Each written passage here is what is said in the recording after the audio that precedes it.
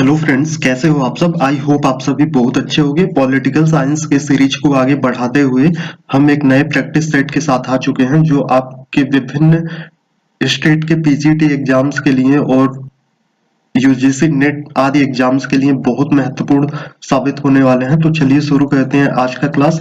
उससे पहले आप जल्दी से जल्दी वीडियो को शेयर कर दीजिए, लाइक कर दीजिए और चैनल को सब्सक्राइब कर दीजिए। तो आइए देखते हैं पहला क्वेश्चन। वितरणात्मक न्याय की अवधारणा को सर्वप्रथम किसने प्रस्तुत किया था? तो अरस्तु ने। किसने? अरस्तु ने। यूनानी दार्शनिकों द्वारा न्याय के किस पक्ष पर बल दिया गया? तो नैतिक। किस पक्ष पर? नैतिक पक्ष पर। अगले क्वेश्चन पे आते हैं। निम्नलिखित में से कौन अरस्तु के राज्य के सिद्धांत से संबंधित नहीं है? तो क्या नहीं है? राज्य राजनीतिक विकास की अंतिम अवस्था है, तो ये नहीं है। ऑप्शन सी सही हो जाएगा। अगले क्वेश्चन पे आते हैं। किसने कहा कि संपत्ति उन संसाधनों का समूह का नाम है जिसका परिवार या राज्य में प्रयोग होता है? तो क्या कौन कहा था? अरस्तु ने। अगले क्वेश्चन पे आते हैं। नगर राज्य शब्द जुड़ा है। नगर राज्य शब्द किससे जुड़ा है? प्राचीन ग्रीस यानी यूनान में। ऑप्शन बी करेक्ट हो जाएगा। अगले क्वेश्चन पे आते हैं। निम्नलिखित में से कौन अरस्तु की मध्यस्थ पद्धति से संबंधित नहीं है? आगमनात्मक है, द्वंद्वात्मक है, स्वउद्देशीय है, लेकिन निगमनात्मक नहीं है। निगमनात्मक किससे है? प्लेटो से है। तो ऑप्शन डी सही हो जाएगा।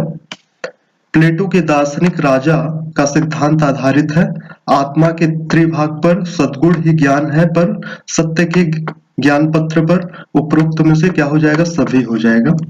अगले क्वेश्चन पे आते हैं। निम्नलिखित में से किसने घोषित किया कि रिपब्लिक शिक्षा पर लिखा गया सर्वश्रेष्ठ ग्रंथ है? किसने कहा था? रूसो ने। अगले क्वेश्चन पे आते हैं। अरस्तु के अनुसार कानून है क्या है? नियम जो विवेक के अनुकूल हो। नियम जो विवेक के अनुकूल हो। अगले क्वेश्चन पे आते हैं।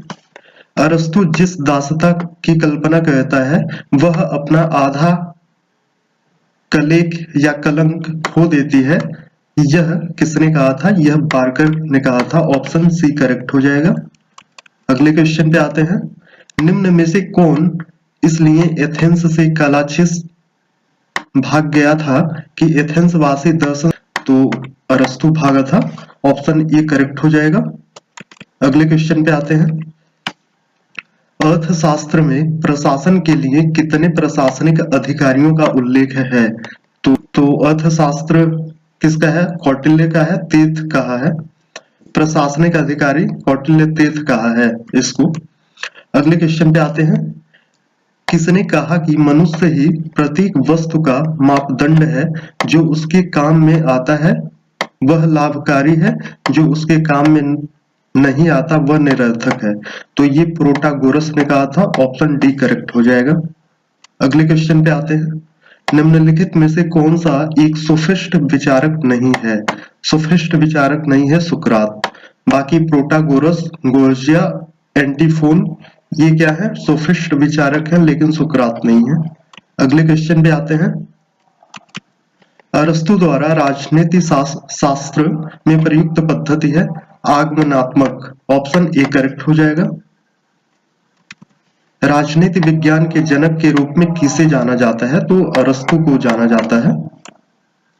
किसने कहा कि जब तक दार्शनिक राजा नहीं बनते या राजा दार्शनिक, विश्व की बुराइयां नहीं विलुप्त हो सकती? किसने कहा? प्लेटो ने कहा है। अगले क्वेश्चन पे आते हैं। रिपब्लिक किसने लिखा है? रिपब्लिक पुस्तक किसका है? प्लेटो का है। प्लेटो द्वारा राजनीति शास्त्र में प्रयुक्त पद्धति है निगमनात्मक है। ऑप्शन बी करेक्ट हो जाएगा। अगले क्वेश्चन पे आते हैं। कौटिल्य की विदेश नीति में कितने सिद्धांत हैं? तो दो सिद्धांत हैं, मंडल सिद्धांत, पाषाण युग नीति। अगले क्वेश्चन पे आते हैं। पहला राजनीति वैज्ञानिक कौन है? तो अरस्तु को माना जाता है पहला राजनीति वैज्ञानिक। अगले क्वेश्चन पे आते हैं। मनु के अनुसार विधि के कितने स्रोत हैं? तो विधि के कितने स्रोत हैं? 4 स्रोत हैं।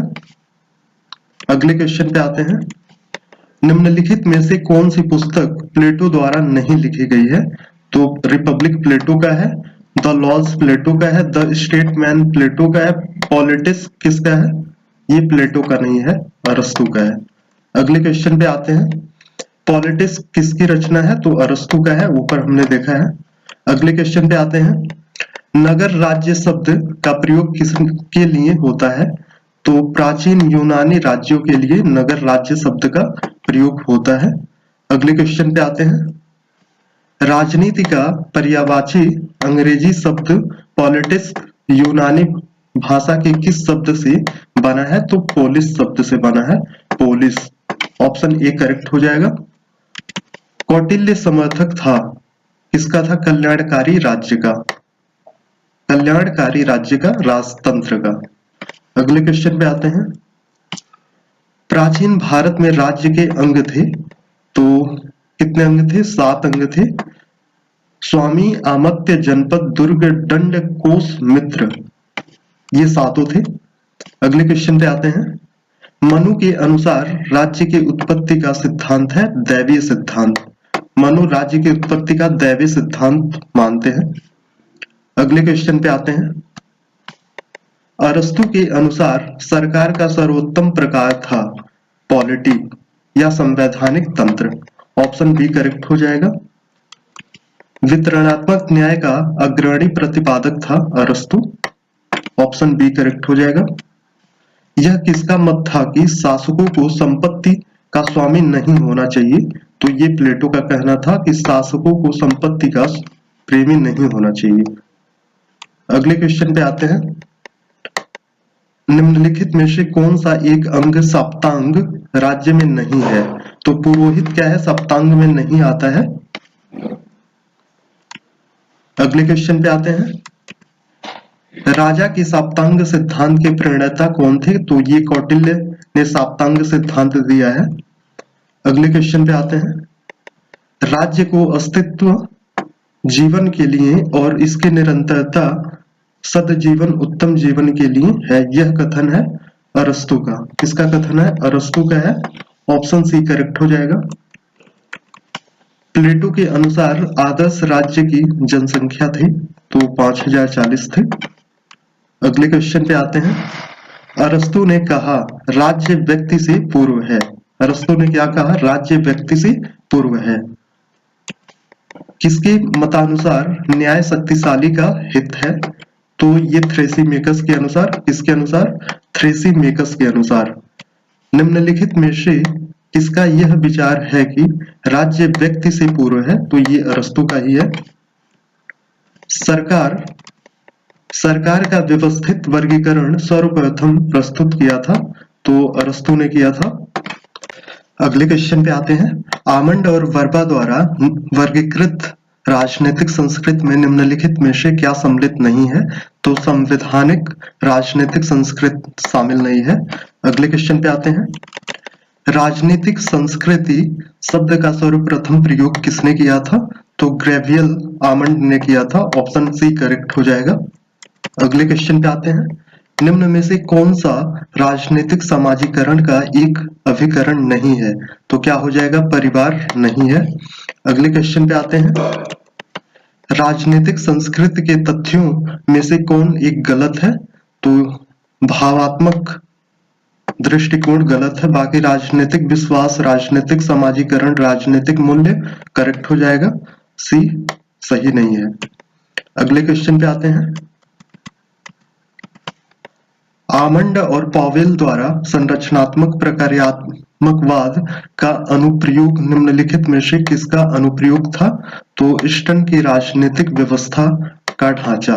ऑप्शन सी सही हो जाएगा।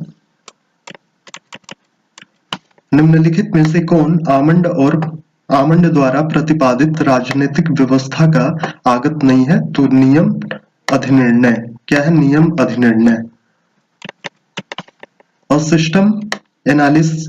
System analysis of political life के लेखक कौन है, डेविड स्टन है। ऑप्शन बी करेक्ट हो जाएगा, डेविड स्टन। अगले क्वेश्चन पे आते हैं, निम्नलिखित में से कौन तुलनात्मक राजनीति के परंपरागत दृष्टिकोण की विशेषता है, तो ऑप्शन डी सही हो जाएगा, ऐतिहासिक रूप से तथ्यों और मूल्यों को परस्पर संबंधित करता है। अगले क्वेश्चन पे आते हैं। भारतीय संविधान में मौलिक अधिकार किस देश के संविधान से लिया गया है? तो यूएसए के संविधान से लिया गया है। ऑप्शन सी करेक्ट हो जाएगा। तुलनात्मक राजनीति अध्ययन का व्यवस्थित प्रारंभ किस विद्वान से माना जाता है? तो अरस्तु के से माना जाता है। अगले क्वेश्चन पे आते हैं। राजनीति विज्ञान की उपशाखा के रूप में तुलनात्मक राजनीति के विकास में निम्न में से किसने योगदान दिया? Arthur Bentley. किसने योगदान दिया? ऑर्थर बेंटले ने। अगले क्वेश्चन पे आते हैं। निम्नलिखित में से किसने रचनात्मक रूप रेखा दृष्टिकोण दिया? तो ग्रेवियल और आमंड ने। ऑप्शन ए करेक्ट हो जाएगा। राजनीतिक व्यवस्था विश्लेषण के अंतर्गत निवेश निर्गत विश्लेषण का संबंध है डेविड ईस्टन से। ऑप्शन डी करेक्ट हो जाएगा, डेविड ईस्टन। निम्नलिखित में से संस्थावादी दृष्टिकोण के अग्रणी थे? तो जेम्स ब्राइस भी थे, एबी डायसी और कॉल जे फेडरिक। डेविड ईस्टन नहीं होंगे। ऑप्शन 1, 2 और 4 हो जाएगा। अगले क्वेश्चन पे आते हैं। राजनीतिक व्यवस्था का कौन सा प्राथमिक कार्य नहीं है? हित अभिव्यक्तिकरण है, हित संचयीकरण है, राजनीतिक संचार है, लेकिन हित वृद्धि नहीं है। अगले क्वेश्चन पे आते हैं। तुलनात्मक राजनीति के परंपरागत उपागम के अंतर्गत निम्नलिखित में से किसकी उपेक्षा की गई है? तो ये अनुभविक अन्वेक्षण हो जाएगा, अनुभविक अन्वेक्षण। ऑप्शन सी करेक्ट हो जाएगा।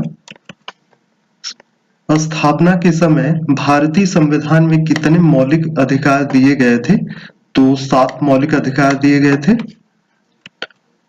अभी एक को उसमें से हटा दिया गया, संपत्ति के अधिकार को। अगले क्वेश्चन पे आते हैं। निम्न में से किस प्रक्रिया में राजनीतिक दलों की विशेष भूमिका होती है?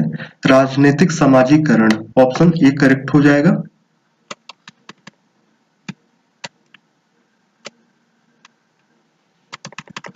अगले क्वेश्चन पे आते हैं।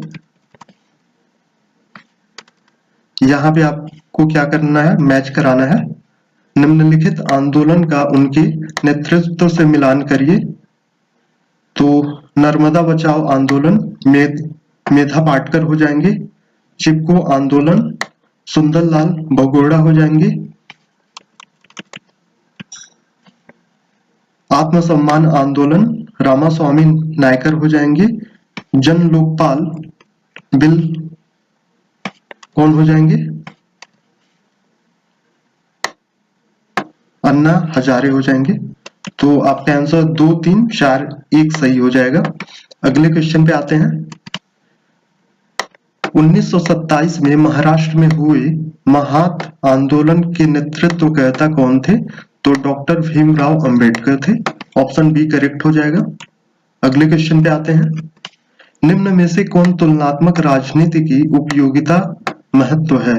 तो राजनीति व्यवहार को समझना, राजनीति को वैज्ञानिक अध्ययन बनाना करेक्ट है, राजनीति व्यवस्थाओं की समानताओं और भिन्नताओं को समझना।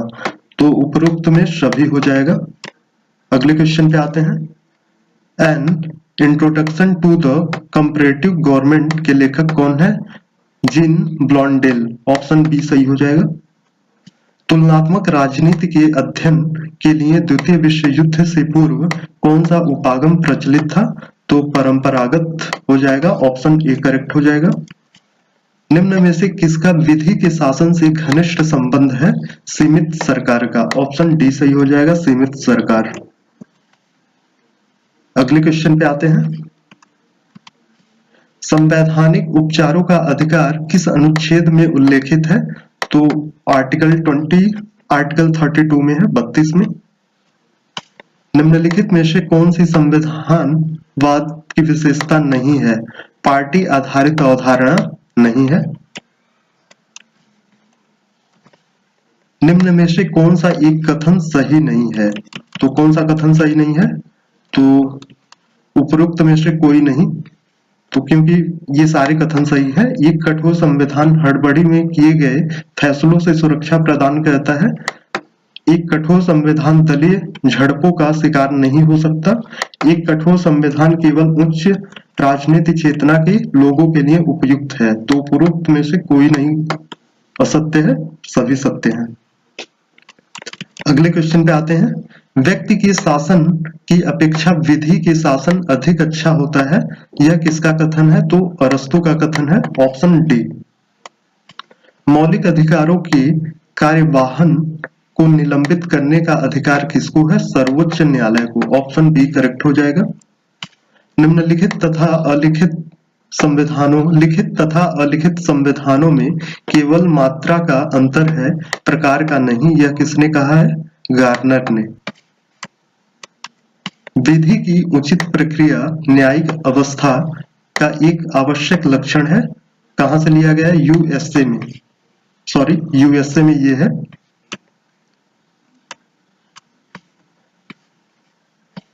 निम्न में से किस एक समुच्चय में सभी संघीय राज्य हैं? सभी संघीय राज्य हैं संयुक्त राज्य America, Australia, Malaysia, Canada. Option B correct हो जाएगा। भारतीय संघवाद और अमेरिकी संघवाद के इसीलिए निकट है कि दोनों देशों में एक सर्वोच्च न्यायालय है। क्या है? एक सर्वोच्च न्यायालय है।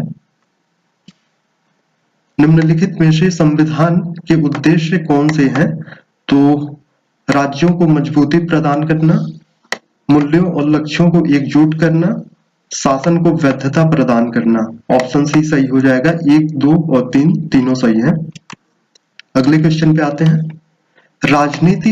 राजनीतिक समाजीकरण के संबंध में कौन सा एक सही है? यह निरंतर चलने वाली प्रक्रिया है। ऑप्शन सी करेक्ट हो जाएगा। निम्न में से किस शासन में प्रशासनिक एकरूपता नहीं पाई जाती? तो संघवाद में नहीं पाई जाती। ऑप्शन ए करेक्ट हो जाएगा। अगले क्वेश्चन पे आते हैं। संघ की सफलता के लिए निम्न में से क्या आवश्यक है? तो भौगोलिक संलग्नता, हितों की समानता, समुचित संसाधन, ये तीनों सही हो जाएंगे। तो उपरोक्त में सभी, ऑप्शन डी सही हो जाएगा। अगले क्वेश्चन पे आते हैं। परिसंघ संघवाद से भिन्न है क्योंकि? परिसंघ जो है वो संघवाद से भिन्न है क्योंकि यह एक संप्रभु और स्वतंत्र राज्य के बीच समझौता है। ऑप्शन डी करेक्ट हो जाएगा। अगले क्वेश्चन पे आते हैं। संवैधानिक सरकार है सीमित सरकार। संवैधानिक सरकार कौन सा है? सीमित सरकार हो जाएगा। Option D. निम्नलिखित में से किस प्रकार की सरकार के लिए संविधानवाद एक पूर्व शर्त माना जाता है? तो लोकतांत्रिक सरकार हो जाएगा। ऑप्शन बी सही हो जाएगा। तो आज की क्लास में बस इतना ही। आज हमने टॉप 80 क्वेश्चन कराए हैं जो बहुत ही महत्वपूर्ण है सारे स्टेट में जहां जहां पीजीटी के एग्जाम्स होते हैं पॉलिटिकल साइंस के लिए, और साथ ही साथ यूजीसी नेट के लिए भी ये बहुत ही महत्वपूर्ण क्लास था।